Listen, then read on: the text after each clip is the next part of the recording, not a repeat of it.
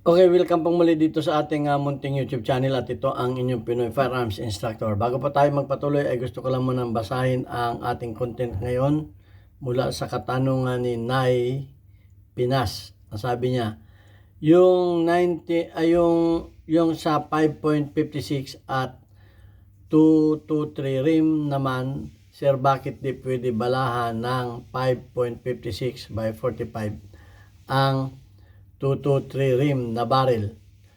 Totoo po ba na nakakasira ng barrel pag binalahan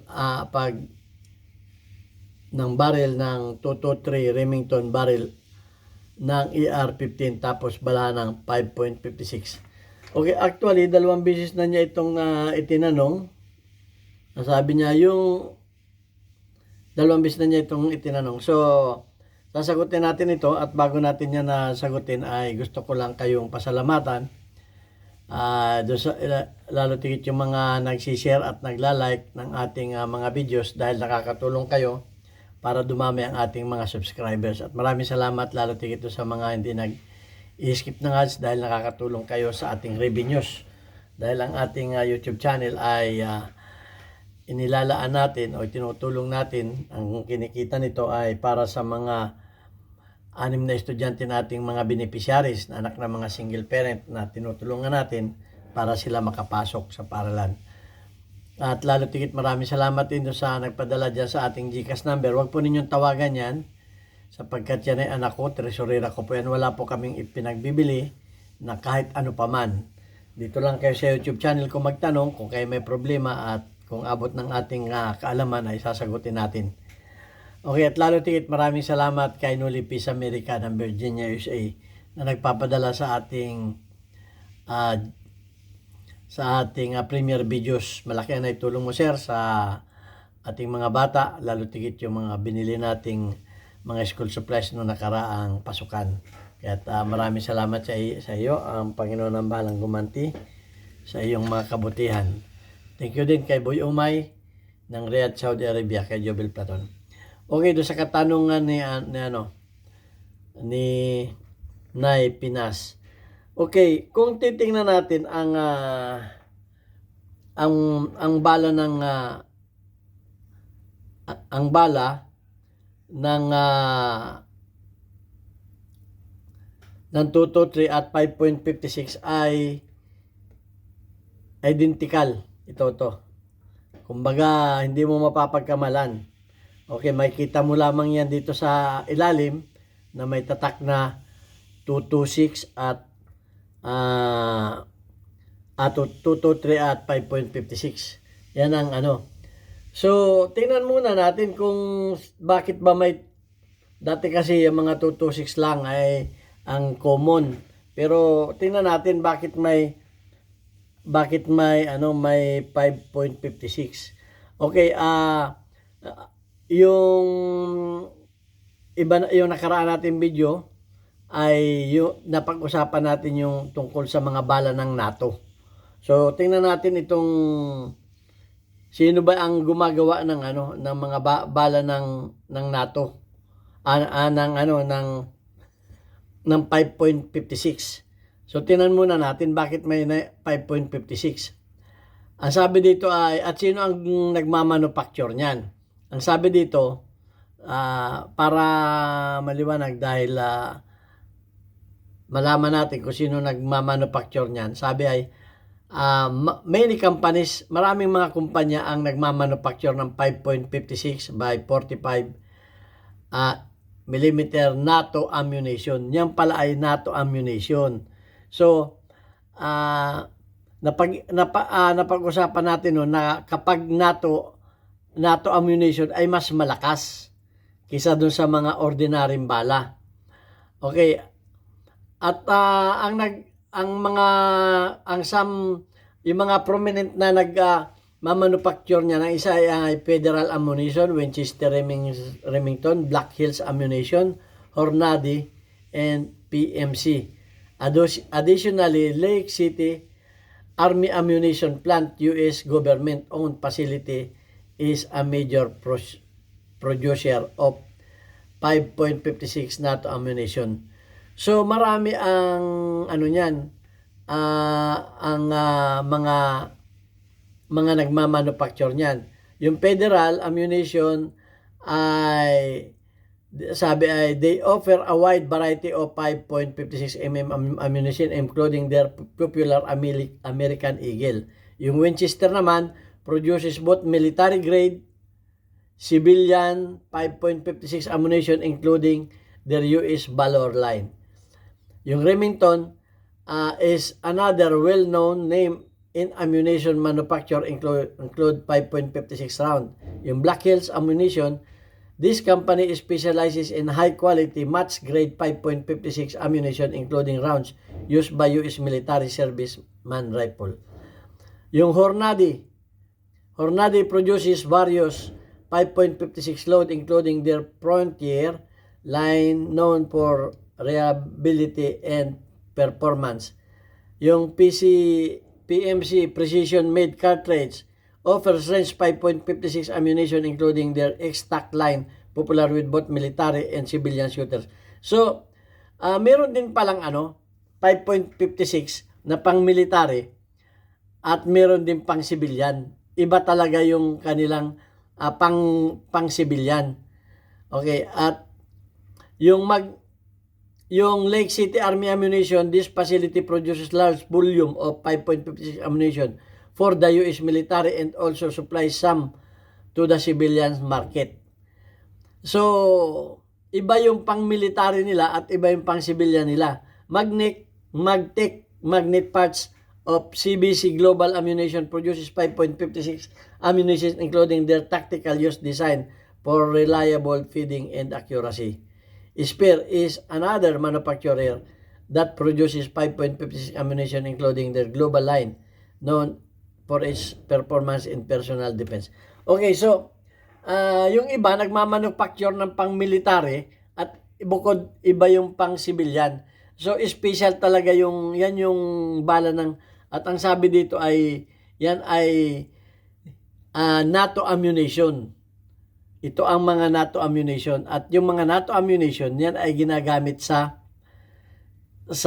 military, especially pag sinabi natin sa military, edi panggera yan. Okay, pero meron din silang may ibang manufacturer gumagawa din sila ng 5.56 na pang-civilian. So, bakit hindi po pwedeng ibala yung 5.56 sa 223? Dahil ang research ko dito ay itong 223 ay merong 58,000 PSI. Samantalang itong NATO ay merong 58,000 PSI. So malaki ang diferensya ng kumbaga ng lakas nila. Malaki ang diferensya ng kanilang lakas. So ang pagkakaiba nila ay yung lakas. Ang sabi dito ay para hindi na tayo magaba kasi yung iba hindi naniniwala sa sinasabi ko. Ang sabi dito ay the difference, ang pagkakaiba is the higher pressure level of the 5.56 NATO cartridge which runs approximately 58,000 PSI. A 223 Remington is loaded to approximately 55,000 PSI. Yun ang number 1. At ang pangalawa ay iba ang chamber ng NATO bullet kaysa dun sa 223 na barrel. Okay, iba ang chamber ng 5.56, ulitin 5.56, iba ang chamber.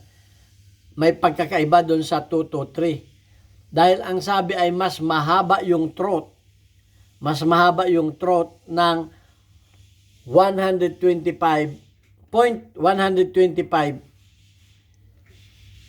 inches.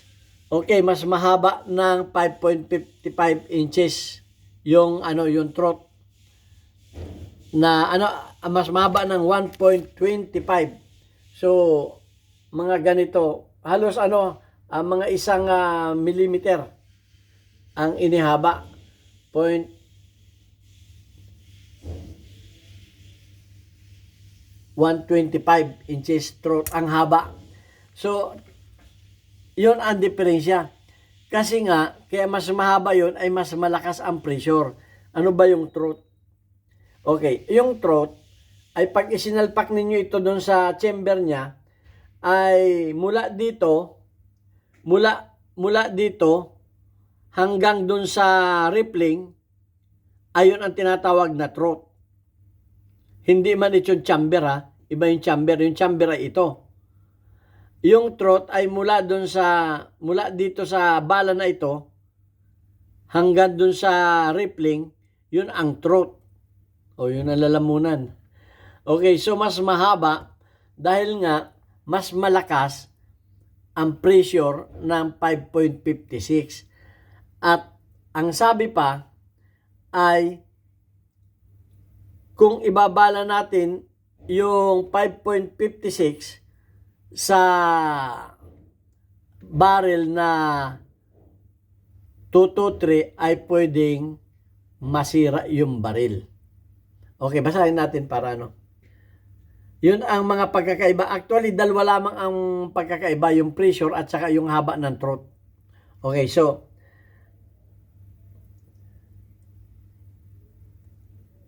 ang sabi dito ay ano, yung mga expert nagsasabi na difference between the true are small. Maliit lamang yung pagkakaiba, but can have a large impact on performance. Malaki ang impact sa performance. Safety and weapon function. Okay? Yung safety and weapon function. So ano ang mga magiging function niyan? Yung kung itong 223 ay ibabala natin sa 14 inches na barrel, ay ibabala natin sa dito sa 5.56 na barrel itong 223 na ang haba ay 14 inches ang barrel, ay magkakaproblema sa pag-cycle ng bala. Yan ay naranasan namin dito nung kami nagpapatrain pa sa mga military. Lagi silang nagbababatangal. So ayun,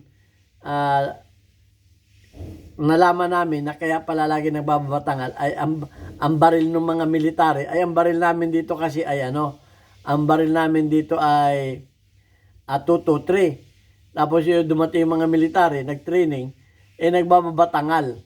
So, yun ang naging karanasan namin dito. Yun palang isa.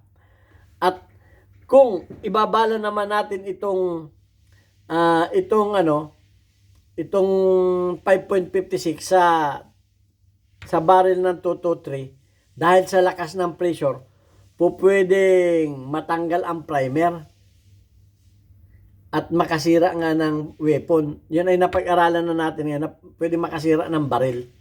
So ayan, at para ay di basahin na natin itong The first difference between the higher pressure level of the 5.56 NATO cartridge, which runs approximately 58,000 PSI, a 223 Remington is loaded approximately 55,000. Okay, at pagkatapos yung second nga ay yung tungkol dun sa throat, mas mahaba yung sa 5.56 ng 0.125 inches. Ito ang the biggest problem. The biggest problem with this difference is when firing a 5.56 NATO cartridge in a rifle chamber 223 due to the longer throat, dahil mas mahaba ang throat that the NATO chamber employs. This combination will cause 223 chamber weapon to run approximately 65 PSI or more. This 10,000 PSI higher than the 223 normal function pressure. Ang normal function lang kasi ng ay iba ang normal function ng 223 pressure of 55,000 PSI. This is not safe and will cause primers back out. O, pwedeng mag-back out yung primers, tumalsik. Or worse, pwede pang maging malala, cause harm to the operator, rifle, or both. Pwedeng yung shooter o yung rifle ay masira. So yun, reverse naman doon, ayon nga yung sinabi ko kanina, na magmamalpunction naman kung ibala naman natin yung 223 doon sa barrel ng 5.56. Dahil nga mas mahaba yung ano niya, yung kanyang throat, magmamalpunction dahil kulang sa pressure. Dahil nga ang sabi nga dito ay yung barrel na 14 inches,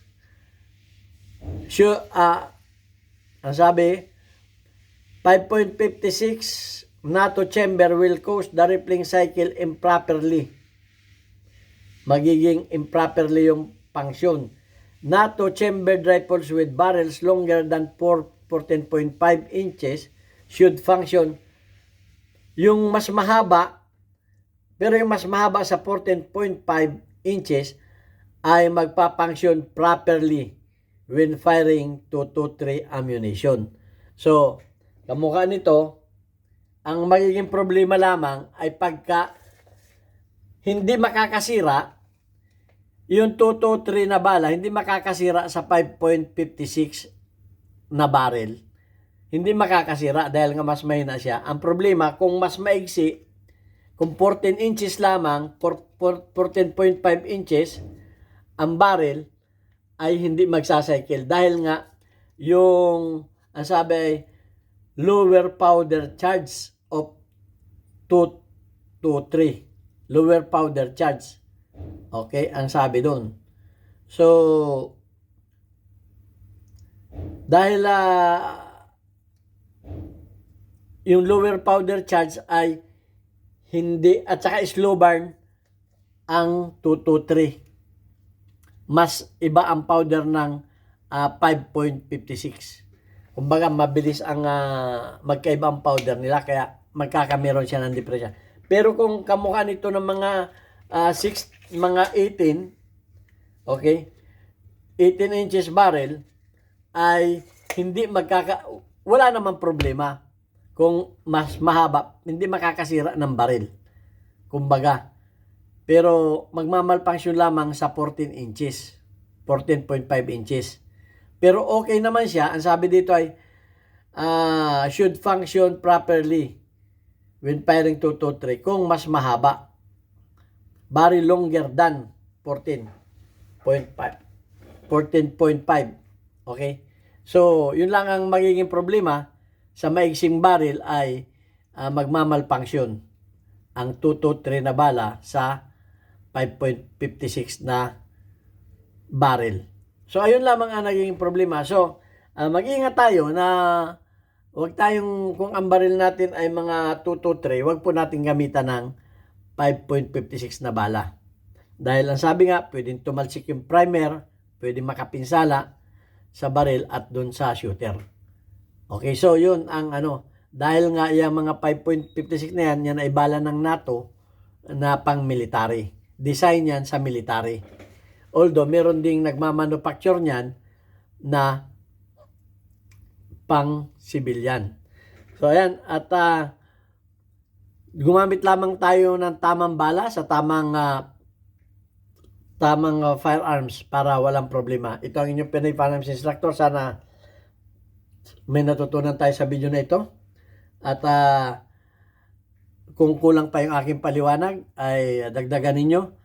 At kung hindi naman kayo naniniwala dito sa ating reference mula sa Google, ay wala na akong magagawa sa inyo. Basta ito ang ating reference. Okay, at babasahin ko lamang yung ating community spotlight. Ang community spotlight natin ngayon ay weekly highlights of your most engaged audience members including your top commenter. Si Tommy Aparachi ay mayroong 100 shout out sa iyo, Tommy Aparachi, mayroong kang 100 plus na engagement.